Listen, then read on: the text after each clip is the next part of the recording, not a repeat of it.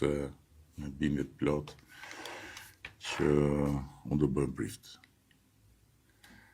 Edhe faktikisht ndodhi, por arsyeja pse solla këtu është se nuk kemi asnjëherë më pas mundësinë që të flasim me po të njëjtën liri, se ishte një liri në një farë mënyrë, kur ajo rruga flinte e gjitha dhe ne flisnim për këto tema. Nga vinte ajo siguri dhe ajo bindje që unë do bëhem prift. Unë vi nga një familje shumë e madhe, jemi 8 fëmijë. Edhe jo e krishterë. Jo e krishterë. Por në atë kohë nuk aplikoj asnjë lloj, nuk praktikoj asnjë lloj besimi. Nuk ishte se ne kisha një besim dhe lehet ai besim dhe merret besimi tjetër, se nganjëherë njerëzit që s'kan jetuar në atë kohë nuk e kuptojnë këtë. Konvertimin dhe nuk e kuptojnë. Nuk ishte konvertim s'ekzistonte asgjë.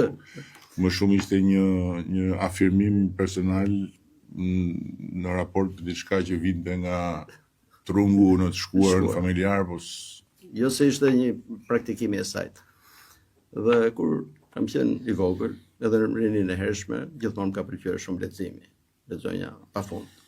Në atë kohë ndoshta nuk e mendoja që pse. Pas shumë kohësh, ndoshta e mendoj që dhe kjo është ndodh te çdo njeri është një qenie që është në kërkim, kërkon diçka. Njeriu është një qenie e etur, gjithmonë kërkon për një ujë. Por shpeshherë varet çfarë uji pi. Mund të pi ujë që mund të smoret, mund të pi një ujë që mund të shuaj etjen.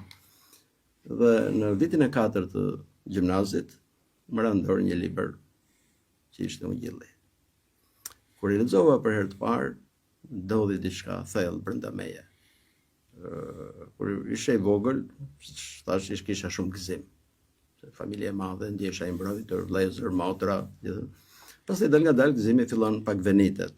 Kur rritesh, ndodhin ndryshime të ndryshme në trup, ndodhin ndryshime në mendje, filloj interesohesh për disa libra filosofik, historik e gjitha. Jo se ishte larguar, po ishte venitur pak. Kur lexova Ungjillin, më kthye përsëri gëzimi i fëmijërisë. Madje me mendjen time thash këto fjalë që falenderova Zotin që më ktheve përsëri atë gëzimin e saj. Dhe në atë çast jeta ime ndryshoi.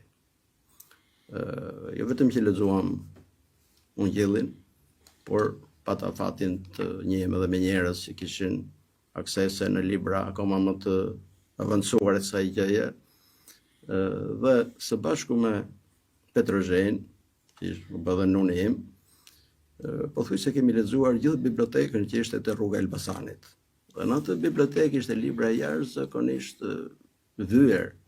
Dhe këtë e kuptuam më vonë kur dolëm jashtë, që shkuam në Itali dhe në Amerikë, kur pam që shpeshherë edhe në shkollën që shkova unë, pjesën më të madhe të atyre librave unë e kisha lexuar, një herë ose 2 herë.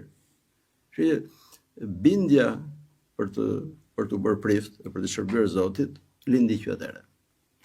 Dhe janë disa bindje nga njëherë që nuk mund të shpjegosh dot nga ana racionale. Koha dukej e pamundur. Ndoshta kjo gjëja mund dukej më e pamundur, se mund të thonë do bëhem mjek, do bëhem inxhinier, dhe mund të bëj, ose edhe s'mund të bëj, po kishte mundësi. Po në atë kohë, të bëhesh e prift ishte e pamëgjenueshme. Por një varg nga zbulesa, Apokalipsi, gjithmonë më rrinte në mendje. Kur thot Zoti, unë jam ai që hap dhe askush nuk mbyll. Dhe unë e pash edhe si diçka personale. Si çdo njeri kur lexon diçka, gjen diçka personale atje.